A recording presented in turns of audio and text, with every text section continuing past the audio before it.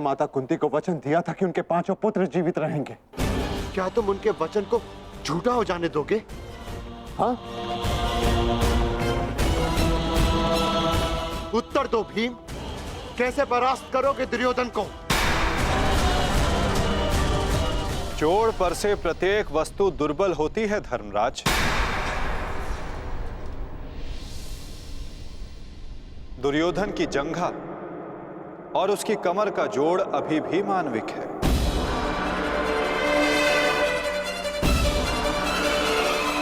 दुर्योधन को वहां से तोड़ा जा सकता है।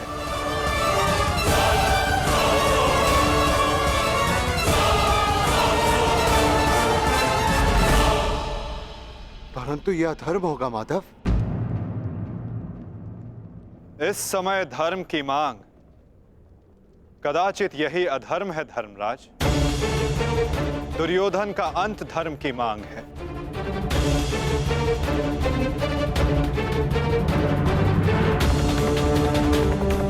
परंतु माधव, युद्ध के लिए दुर्योधन का प्रस्तुत होना भी आवश्यक है। यदि दुर्योधन हम सबके समक्ष प्रस्तुत नहीं होते तो हमें दुर्योधन के समक्ष प्रस्तुत हो जाना चाहिए।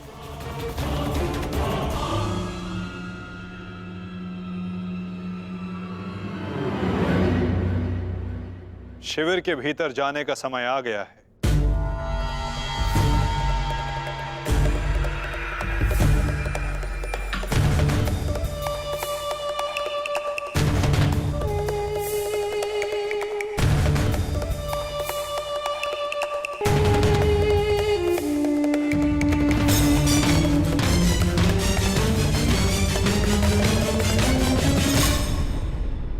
याद तो कोई भी नहीं है। मैं भी दूसरे कक्ष में जाकर देखता हूँ। मैं भी तुम्हारे साथ चलता हूं नकुल। मैं उस ओर देखता हूं।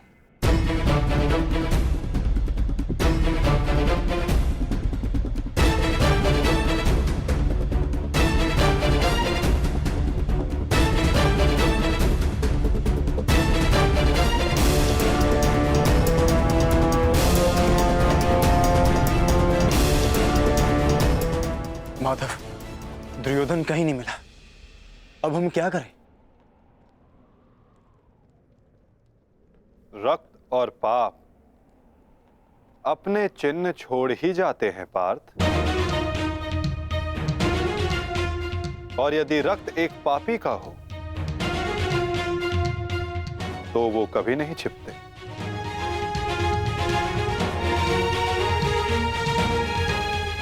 उधर देखो पार्थ।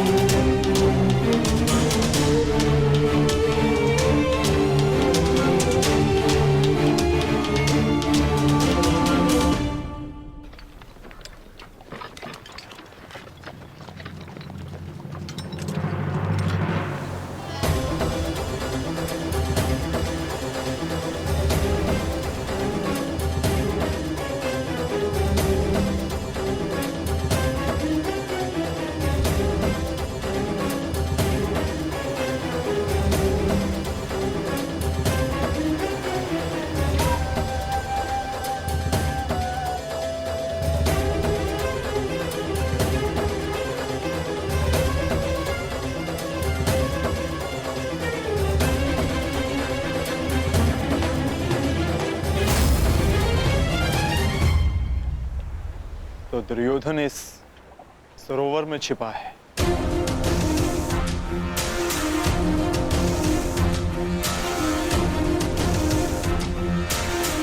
आवाहन दो विकोदर।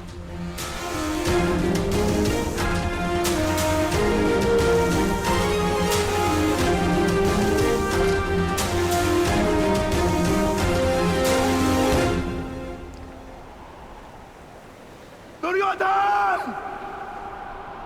मैं जानता हूं तुम यहीं छिपे हो। बाहर निकलो कायर और युद्ध करो मुझसे। सुन रहे हो ना कायर? सामने आओ। क्या इस प्रकार मेरा सामना करोगे?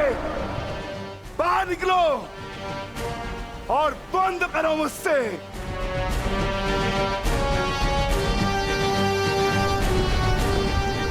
आज तुम्हारे मामाश्री तुम्हारा साथ छोड़कर चले गए और शीघ्र ही मैं तुम्हें उनके पास भेज दूंगा।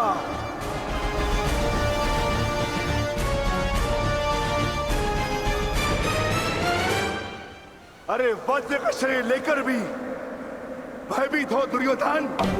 भारती कर्ण को अपना मित्र कहते हो ना, किंतु आज यदि कर्ण तुम्हें इस दिशा में देख लेते तो उन्हें भान हो जाता कि उनका मित्र एक शूरवीर योद्धा नहीं, बस एक कायर है। और उन्हें लज्जा आएगी उस क्षण पर जिस क्षण उन्होंने तुम्हारा साथ देने का निर्णय किया।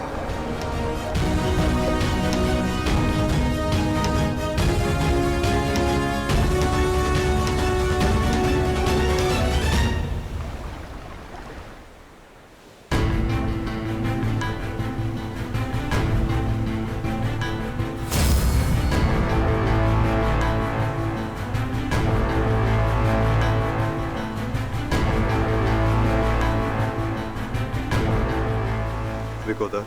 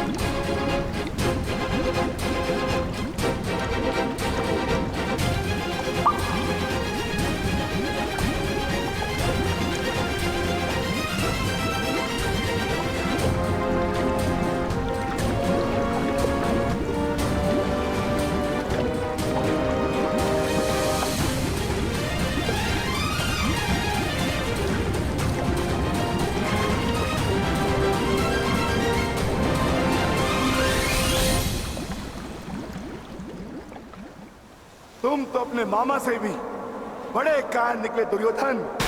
विश्वास नहीं होता कि तुम वही दुर्योधन हो जिसे ज्येष्ठ कर्ण हस्तिनापुर का महाराज बनाना चाहते थे। मेरा चयन बिल्कुल ठीक था। दुर्योधन तुमसे बेहतर राजा होगा।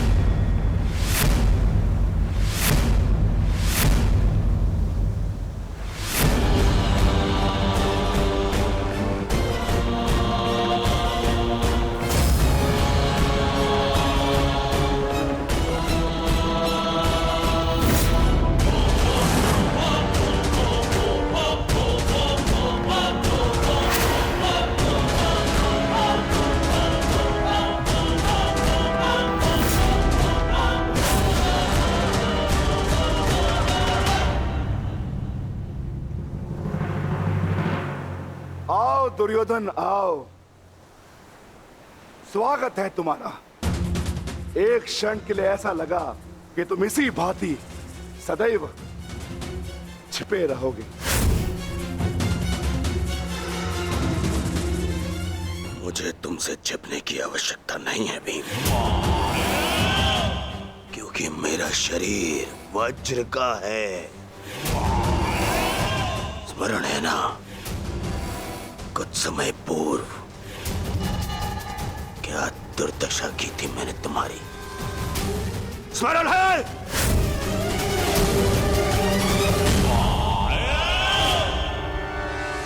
दुर्योधन सत्य कह रहे हैं विकोदर। दुर्योधन छिप नहीं रहे थे, वो तो जल साधना में लीन थे। ये तैयारी तो युद्ध से पहले की थी दुर्योधन, है ना?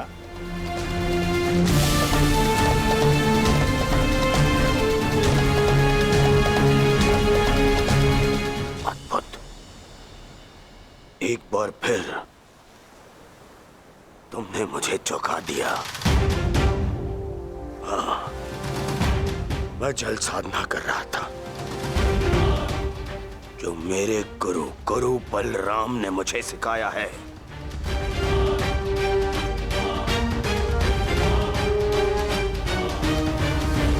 आशा करता हूं कि मुझे विलंब ना हुआ हो।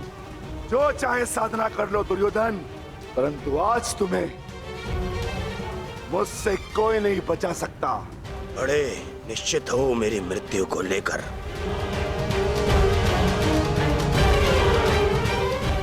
आज क्या कोई नया छल लाए हो मेरे लिए?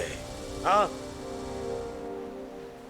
कोई छल नहीं होगा, युद्ध करो। मैं सोचा नहीं कि कैसे पांडव एक एक करके तुमसे युद्ध कर रहे थे। यही उस वासुदेव कृष्ण की नीति है कि तुम्हें थका कर तुम्हें निशस्त्र कर दे। ठीक है, युद्ध होगा, परंतु एक बार में एक ही से होगा, और उससे होगा जिससे मैं चाहूंगा।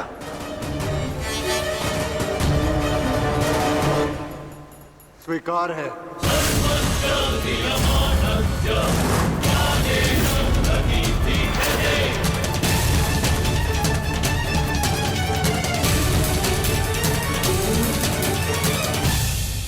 तो दुर्योधन, प्रश्न ये उठता है कि तुम युद्ध किससे करोगे? नकुल सहदेव से?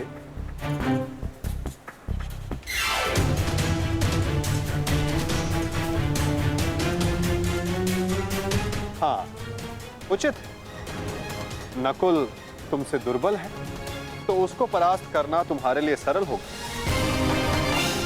और सहदेव ने तो तुम्हारे मामा श्री का वध करके अपनी प्रतिज्ञा पूर्ण की है ना?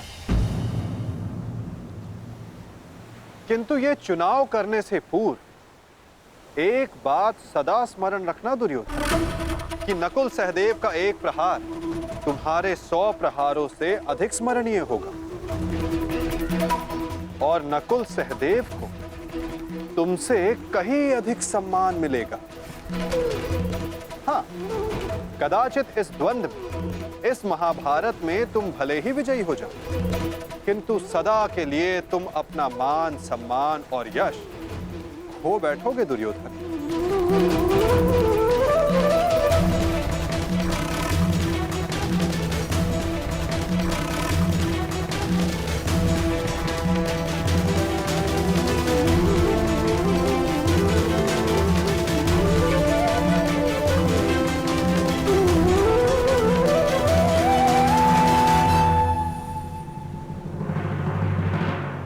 या तुम अर्जुन का चुनाव करोगे,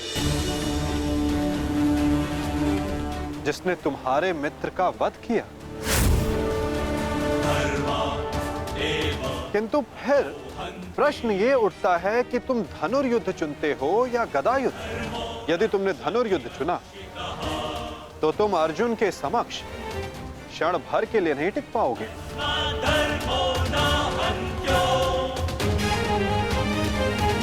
और यदि तुमने गदा युद्ध चुना तो समस्त संसार तुम्हें इस अन्यायपूर्ण चुनाव के लिए सदा धिक्कारता रहेगा।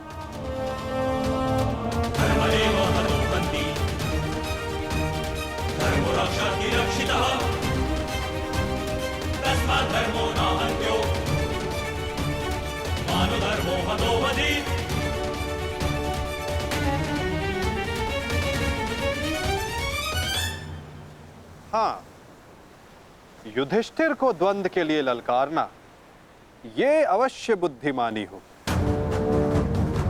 क्योंकि यदि राजा को मारोगे तो सेना तो स्वयं परास्त हो जाएगी। किंतु ये बात स्मरण रखना दुर्योधन, यदि तुमने ऐसा किया तो समस्त संसार तुम्हें उस कायर की भांति स्मरण करेगा जिसने स्वयं से निर्बल को परास्त करने का विकल्प चुना।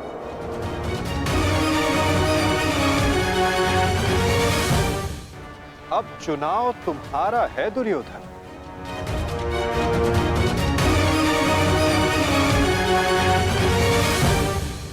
नहीं चलिए, ये फिर तुम्हारा कोई छल है। मेरा चुनाव केवल वो होगा जिसकी मृत्यु मेरे 99 भाइयों के लिए श्रद्धांजलि होगी। परिणाम चाहे जो भी हो,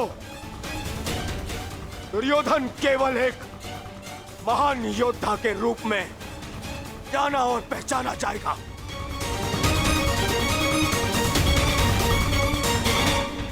मैं दुर्योधन द्वंद्व के लिए भीम को चुनता हूं।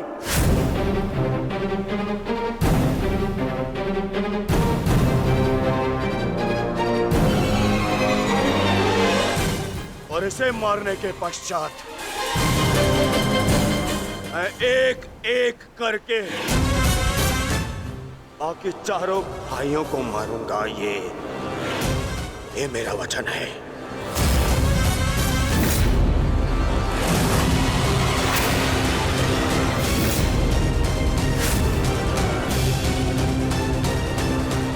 तो प्रतीक्षा किस बात की है दुर्योधन?